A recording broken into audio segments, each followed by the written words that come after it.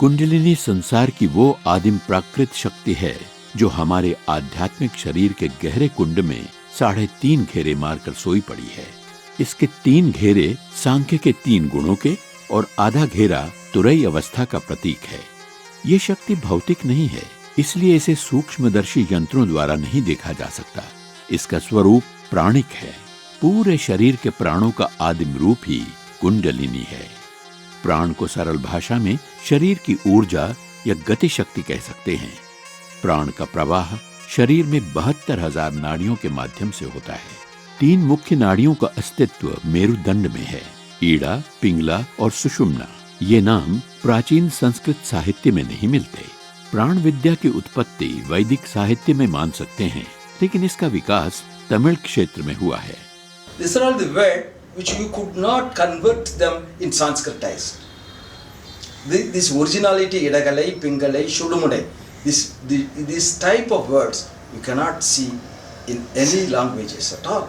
पूरे शरीर में मुख्य रूप से 5 प्राणों का राज्य है। ये हैं प्राण, अपान, समान, व्यान और उदान।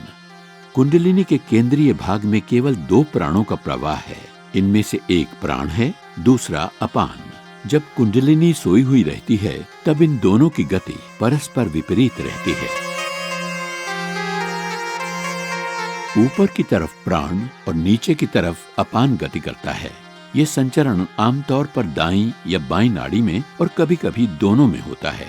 लेकिन जब आसन, प्राणायाम, मुद्रा और बंध द्वारा कर्म किया जाता है तो नाभि में लगी ये गांठ खुल जाती है। इससे प्राण और अपान मिल जाते हैं तथा केंद्रीय नाड़ी सुषुम्ना में प्रवेश कर जाते हैं। तब कुंडलिनी शक्ति ऊपर की तरफ उठती है और चक्रों को पार करती जाती है।